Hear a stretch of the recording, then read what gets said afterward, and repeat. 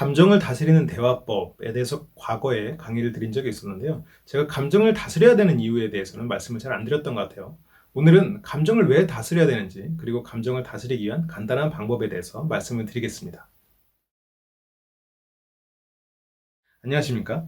생각하는 즐거움 CNR LBC 소장 임철웅입니다. 오늘은 감정을 다스려야 되는 이유에 대해서 말씀을 드리려고 하는데요.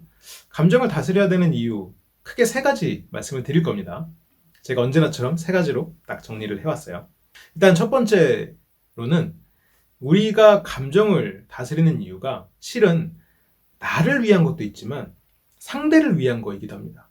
그런데 그럼 상대를 위한 삶을 살아가는 것이냐? 그게 아니라 상대를 위한다는 것은 상대에게서 얻을 수 있는 것들이 있죠. 그게 뭐냐면 나에 대한 가치 평가입니다. 이거는 나에 대한 평가는 내 것이 아니에요. 나에 대한 가치는 내 것인데 나에 대한 가치 평가는 상대가 하는 겁니다. 물론 그 상대가 나를 낮게 평가한다고 해서 내가 실제로 낮은 사람이 되는 건 아니지만 그 상대가 나를 높게 평가해 줬을 때 내가 할 수 있는 일이 훨씬 더 많아지죠. 수월해지죠. 인간관계가. 우리가 인간관계에서 고민하는 분들 제가 얘기를 들어보면 인간관계를 힘들어하세요. 막 힘들어하시는 분이 예를 들어 상담을 해요. 그런데 그분의 문제는 실은 다른 사람이 나를 어떻게 평가하든 상관없어. 나는 내 마음대로 살 거야. 그러면서 또 한편으로는 인간관계를 힘들어요. 이 두 가지가 상충하는 거죠. 자기 마음대로 살 거였으면 그러한 인간관계를 힘들어하면 안 돼요. 이건 선택의 문제거든요. 결국 인간관계가 힘들지 않아야 된다는 거죠. 그렇게 자기 마음대로 살고 자기를 불편해하는 사람들, 그래서 멀어지는 인간관계를 그냥 수용하고 그대로 살던가, 아니면 그걸 바꾸고 싶으면 다른 사람에 대한 가치평가를 인정하고 그 부분을 높이기 위해서 노력을 하던가, 이건 둘 중에 하나를 선택하는 건데, 두 가지를 다 얻으려고 하는 건 실은 완전히 다른 방향으로, 몸이 두 가지로 두 쪽으로 향해서 쪼개져야 된다는 거죠. 그래서 여러분들은 이런 실수를 하지 않으실 거라고 생각을 하고, 이 감정을 다스리는 거, 일단 나의 가치평가적인 측면에서 생각을 해보면, 일단 첫 번째로는 신뢰입니다. 이 신뢰라는 측면을 제가 예전에 이거를 몸소 겪었던 경험이 있는데요. 제가 이제 어렸을 때 일입니다.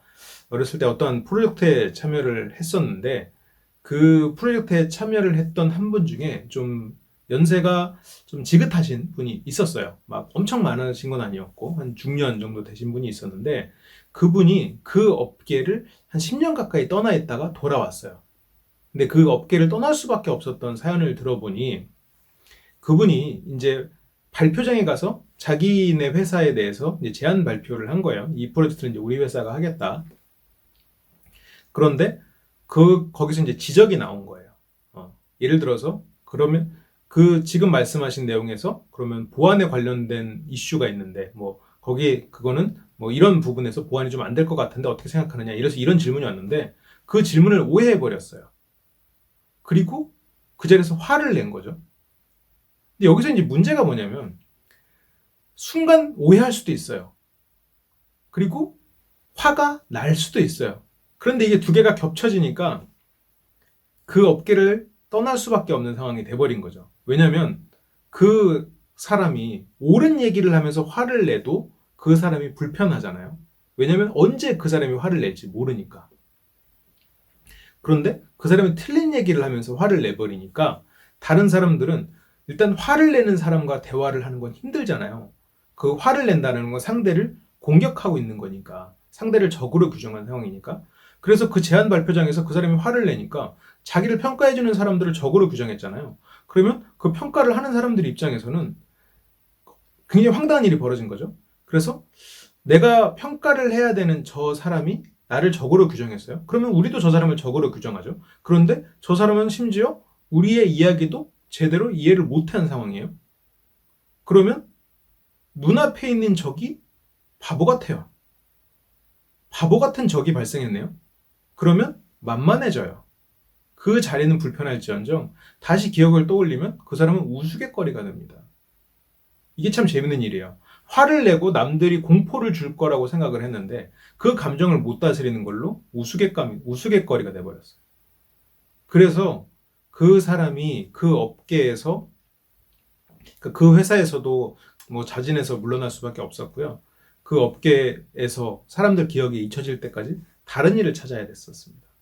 이제 그런 사연을 들었었죠. 그래서 이제 자기가 굉장히 뼈저리게 느꼈다라는 이야기를 제가 이제 술 마시면서 얘기를 들었었죠. 물론 그 분하고 뭐 같은 회사는 아니었었고 어쩌다 보니까 프로젝트 상으로 만났던 거였었는데 저도 이제 굉장히 오래전이어서 그냥 어렴풋이 이제 그런 이야기를 들었던 기억이 나요. 근데 그 상황이나 그 분의 메시지가 상당히 기억에 선명하게 남아 있습니다. 아, 이게 참 어떤 면에서는 그 회사 입장이나 이분의 인생으로 생각해보면 굉장히 끔찍한 기억이겠구나 라고 생각이 들어요. 그래서 그 자리에 있던 다른 더 좀 나이 지긋하신 분이 말씀을 하셨어요. 이 회사 일을 하기 위해서는 사람이 예측 가능해야 돼 라는 말을 했어요. 저는 그 예측 가능이라는 말을 그 자리에서 들었을 때 실은 그 전에 만약 제가 누군가가 예측 가능해 라고 말을 들었다면 저도 이제 젊은 나이에 그 사람은 지루하고 재미없고 매력 없는 사람으로 느껴졌을 거예요. 그런데 그 자리에서 그분의 예측 가능이라는 말을 들으면서 아, 이게 어떻게 보면 신뢰구나라는 생각이 들었어요. 아, 그게 바로 신뢰의 시작이구나. 내가 이 일을 맡겼을 때 저 사람이라면 해낼 거야. 이게 신뢰의 시작이잖아요. 내가 이 일을 맡겨도 저 사람은 이 일을 못할 거야. 실은 이것도 신뢰예요. 그러면 그 사람한테 일을 안 맡기면 되니까. 이 일을 맡겼을 때 저 사람은 분명히 못할 거야. 그럼 다른 일을 맡기면 돼요. 근데 이 일을 똑같은 비슷한 일인데 어떤 때는 못하고 어떤 때는 하고 혹은 어떤 때는 저 사람이 기분 나빠고 어떤 때는 기분 좋아하고 이러면 신뢰가 생길 수가 없어요. 오히려 어떤 일도 맡기기 어려워집니다. 어떤 일도 함께하기 어려워져요. 실은 이거는 연인 간에도 똑같은 일이 발생하고 가족 간에도 마찬가지예요. 감정을 다스리지 못하면 상대가 나를 신뢰하지 않아요. 가족 간에도 그렇죠. 감정을 다스리지 않는 사람이라면 주변에서 이렇게 느낍니다. 아, 또 시작이네. 감정을 다스리는 사람이 화를 냈다. 감정을 다스리는 사람도 화가 나죠. 화를 냈다. 저 사람이 화를 낼 법한 화를 냈단 말이죠. 만약 그렇다면 이 사람이 화를 냈네? 아, 이거 내가 혹시 잘못 생각하고 있는 건가? 기분은 나빠도 순간적으로 아, 이거 내가 잘못 생각하는 건가? 그때 싸웠더라도 뒤돌아서라도 아, 이거 내가 좀 실수했나? 이런 생각을 해요. 그런데 감정을 다스리는 사람, 신뢰를 받지 못하기 때문에 그 사람이 화를 내면 아, 또 시작이네. 일단 지금 모면하고 말아야지. 그래서 내가 화를 냈을 때 상대가 막 고분고분해져요. 그러면 그 사람 머릿속에 아, 또 시작이네 라고 생각하고 있을 거예요. 내가 감정을 못 다스리는데 상대가 나한테 고분고분하다. 그러면 내가 이 감정 폭발로 인해서 사람을 조종한 게 아니라 그 사람은 마음속으로 나를 무시하고 있다는 거예요. 신뢰를 못 얻고 있다는 겁니다. 정작 중요한 일을 함께 하지 않고요. 정말로 대등한 관계가 됐을 때는 그 관계는 깨지거나 아니면 내가 무시당하는 게 드러날 거예요. 수면 위로 올라오는 거죠. 그래서 이 신뢰라는 게 결국 존중으로 연결되는 거예요. 내가 감정을 다스리지 않으면 존중받지를 못합니다. 감정을 가장 다스리지 않는 게 누구죠? 갓난아기예요. 우리는 갓난아기를 어떻게 대하죠? 뭐 갓난아기를 대하는 뭐 베테랑 분들, 아이를 이렇게 다루시는 분들이야 뭐 능수능란하게 하지만 우리처럼 그런 게 익숙하지 않은 사람들은 아이가 울면 뭐 어쩔 줄 모르죠. 막 뭐라도 해주고 아이가 또 웃으면 막 좋고 그렇다고 그 아이를 신뢰하거나 그 아이를 하나의 인격체로 존중하기는 어렵습니다. 물론 존중하고 신뢰하는 측면이 있지만 그 아이를 성인의 모습으로 우리가 존중하진 않아요. 그 아이한테 무언가 일을 맡기거나 아니면 그 아이한테 무언가를 우리가 의논하거나 그러지 않아요. 왜냐하면 그 아이는 자기 감정에 충실하니까. 그 사람은 좋은 대화 상대로 존중받지 못해요. 신뢰받지 못하기 때문에 일어나는 일인 거죠. 자, 그럼 이제 두 번째로 한번 넘어가 볼게요. 두 번째는 나의 측면입니다. 이 감정을 우리가 다스리지 않게 되면 내가 한 번 더 생각을 안 하는 거잖아요. 감정을 예를 들어서 한 달에 한 번씩이만 감정을 안 다스렸다고 가정하자고요. 이 정도도 실은 감정을 잘 다스린 거죠. 한 달에 한 번만 감정을 못 다스린 것도. 근데 이게 평생을 쌓인다면 굉장히 여러 번 감정을 다스리지 않는 거잖아요. 생각을 그만큼 안 하는 겁니다. 뭐 1년에 12번이고 평생으로 따지면 뭐 우리가 100년 사니까 1200번, 뭐 1000번이죠. 남들보다 1000번 생각을 덜 하고 산 거예요. 그런데 감정을 다스리지 못하는 사람들은 실은 이게 굉장히 중요한 포인트인데 감정을 다스리지 못하는 횟수가 잦아집니다. 더 쉽게 자기 감정을 드러내요. 뭐 감정이 솔직한 건 좋은 거지만 다른 사람에게 상처를 줄 정도로 혹은 아까 처음에 말한 것처럼 신뢰를 잃을 정도로 감정을 다스리지 못하는 횟수가 더 잦아지고 그게 당연한 게 돼요. 자기 위주로 생각을 하니까. 근데 이게 자기 위주로 생각하게 되는 게 감정을 다스리지 않은 순간 생각을 그만큼 덜 했기 때문에 타인에 대한 생각을 못하고 자기 감정을 다스려야 된다는 생각을 오히려 못하는 거예요. 한 번 안 했기 때문에 그 다음도 안 하는 거예요. 그래서 생각할 기회를 잃어요. 그래서 생각할 기회를 잃는다는 건 그만큼 내가 생각을 해서 성숙해질 기회를 잃는다라는 거예요. 그러면 나는 그만큼 성숙해지지 못한다라는 얘기고요. 그게 결과적으로 봤을 때는 나는 남들보다 조금 더 갓난하기에 가까운 상태에 머문다는 얘기가 되는 거예요. 내가 성숙해지고 싶어도 어느 순간 남들은 이미 성숙해져 버렸기 때문에 더 이상 그 사람들과 신뢰를 갖는 대화를 할 수가 없어서 나는 성숙해질 기회를 얻기가 참 어려워지는 거죠.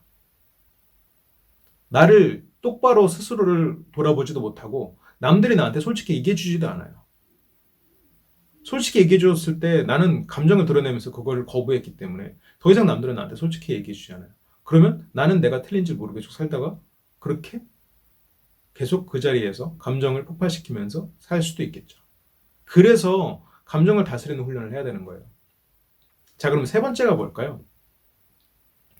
바로 후회입니다. 이 후회는 누군가와 인간관계가 깨져버린 후회, 내가 스스로의 통찰력을 더 키우지 못한 것에 대한 후회, 그리고 나에게 조금 더 나은 선택이 있었을지 모른다라는 후회. 이런 것들에 대한 후회입니다. 우리가 세상을 살다 보면 계속해서 조금씩 통찰이 생기고 인간관계에 대해서도 이해를 해갈 거예요. 물론 아까처럼 악의에 가까운 그런 수준에 머물렀다 할지언정 그래도 조금씩 더 나아가고 있을 거예요. 그러면서 혹시 내가 이런 감정을 다스리지 못한 것 때문에 이런 게 있는 건 아닌가? 라는 의심이 생기기 시작해요. 그러면 후회가 스물스물 올라오죠. 그러면 사람들은 여기서 두 가지 선택을 합니다. 하나는 후회를 인정하고 이제부터라도 잘해야지라고 생각하거나, 근데 여기서는 굉장히 아프죠. 내가 후회를 인정해야 되니까, 내가 그걸 잃었다는 것, 손실에 대한 고통을 인정해야 되니까 아파요. 고통스러운 시간을 지나야 돼요. 지금까지 감정을 다스리지 않은 것에 대한 대가를 심적인 고통으로 치러야 돼요. 그래도 괜찮습니다. 고통을 치르고 나면 그 다음부터는 내가 감정을 다스리는 쪽으로 생각하고 그쪽 방향으로 나갈 수 있으니까. 다른 하나는 이게 문제인데 후회가 스물스물 올라와요. 다른 생각이 그 후회를 속입니다. 아니야. 지금 그렇게 생각되는 건 그 사람, 네가 착해서 그 사람들에게 잘했음에도 불구하고 혹시 모르는 생각을, 그렇게 필요 없는 생각할 필요 없어. 뭐 이런 식의 생각들이 오고 가는 거죠. 넌 잘했어. 근데 이렇게 후회를 속이는 방향으로 가면 그 사람은 어떻게 될까요? 자기의 화가 합리화가 됩니다. 그래서 더 화를 내는 사람이 돼요. 화가 화를 불러올 거고요. 자기의 화의 정당성을 찾기 위해서 애를 써요. 세상이 왜 나를 몰라주고 세상이 왜 나를 이렇게 화를 나게 만드나. 상대에게서 원인을 찾고 주변에서 원인을 찾고 자기가 운이 없음을 탓하고 무언가 다른 희생양을 찾아요. 이 후회를 합리화하기 위해서.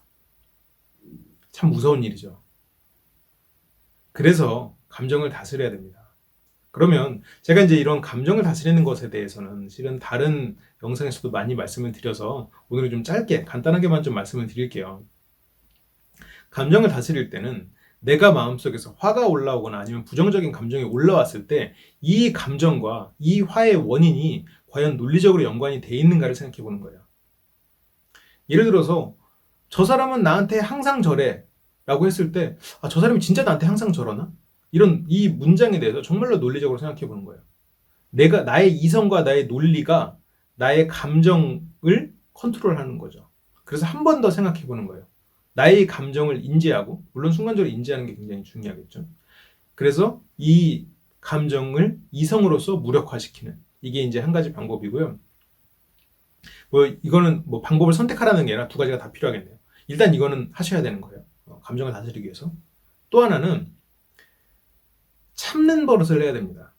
그렇다고 모든 화를 참으라는 건 아니고, 그런데 내가 지금 감정을 못 다스리고 살아온 걸 가정했을 때는 참는 버릇을 해야 돼요. 왜냐면 이 감정을 다스린다라는 거, 특히나 이 화나 아니면 뭐 부정적인 감정, 뭐 우울함 이런 것들이 물론 여러분들이 뭐 병적인 우울함, 뭐 우울증이라던가 이런 거라면 뭐 약과 함께 이런 방금 말했던 그런 내가 그것을 인지하는 것 두 가지가 다 필요할 거예요. 근데 이 참는다라는 건 그냥 무조건 참으라는 게 아니라 내가 지금까지 했던 거는 그 화라는 것에 장작을 밀어넣고 있는 행위를 멈추라는 거예요. 화를 내지 않아도 될 상황에 화가 나는 지경에 이르러 있는 상황일 수도 있거든요. 왜냐면 내가 지금까지 살아온 거에서 후회를 안 하기 위해서 나는 피해자라는 것을 생각하고 있을지도 몰라요. 그것을 바꿔야 됩니다. 그래서 앞에 말했던 좀 객관적으로 이성적으로 좀 보기 시작하면 조금 화를 안 내도 되는 경우들이 발생을 할 거예요. 과거에는 화를 냈는데 그걸 따져보니까 화가 안 나요. 그럴 때는 그 화를 안 내야 돼요. 화가 나는데 어떻게 안 내요? 안 내는 척을 하세요. 화가 안 나는 척을. 그러면 그 화가 없어집니다. 왜냐면 이성이 컨트롤 해줄 거니까요. 이성한테 맡기세요. 그런 상황. 그래서 감정을 컨트롤할 수 있습니다. 물론 100번 시도하면 그 중에서 뭐 어떤 사람은 한 번 성공할 수도 있어요. 감정 컨트롤하는 게. 그래도 한 번 성공한 건 대단한 겁니다. 지금까지 안 해왔던 걸 한 거잖아요. 변화의 시작입니다. 100번에서 100번 다 하면 그건 대단한 거죠. 그건 저도 못하는 건데요. 그래서 일단 시도가 중요한 겁니다. 100번 했는데 100번 실패했어요. 그러면 101번 시도하면 되죠. 시도가 중요한 겁니다. 그래서 이 감정을 다스리는 것, 앞에서 이제 제가 쭉 말씀드린 것을 다시 떠올리면서 일단 내가 신뢰받고 그리고 내가 존중받기 위해서 필요하다라는 첫 번째 관점, 그리고 두 번째는 내가 성숙해질 기회, 그리고 그걸 통해서 통찰을 얻을 기회를 놓치지 말아야 되는 것, 그리고 세 번째는 마음속에 올라오는 그 후회를 없애는 것, 혹은 후회를 인정하고 이제부터는 후회할 일을 만들지 않는 것, 이 세 가지가 감정을 다스려야 되는 방법이고요. 다스리기 위해서는 내가 이 감정이 과연 합당한가에 대해서 생각해보는 이성에게 노크를 해서 이성의 힘을 빌리고, 그리고 이성의 힘을 빌린 상태에서 그 감정을 참는 연기를 하면 실제로 그 감정이 참아지고, 마치 기침이 나오는 것처럼 기침을 한번 참으면 기침이 점점 좀 줄어드는 반면, 내가 기침을 했을 때 기침을 하면 점점점 기침이 잦아지는 그렇게 생각을 하시면 될 것 같아요. 그래서 오늘은 이렇게 정리를 하겠습니다. 여러분들 모두 이제 감정을 스스로 원하는 대로 컨트롤해서 여러분들의 삶이 훨씬 더 풍요로워지고 더 평온해지시길 바랍니다. 그럼 저는 다음 시간에 더 좋은 컨텐츠로 돌아올게요. 오늘 시청해주셔서 감사하고, 엘비스에서 진행하는 다양한 오프라인 컨텐츠, 매주 일요일 1시부터 3시간 동안 진행되는 워크숍 이외에도 다양한 컨텐츠들이 있으니까요. 많은 관심 부탁드립니다. 그리고 LBC에서 앞으로 진행할 다양한 컨텐츠들이 또 계속해서 공지가 올라갈 텐데요. 관심 갖고 지켜봐 주시면 계속해서 좋은 컨텐츠 제작하도록 하겠습니다. 시청해주셔서 감사합니다.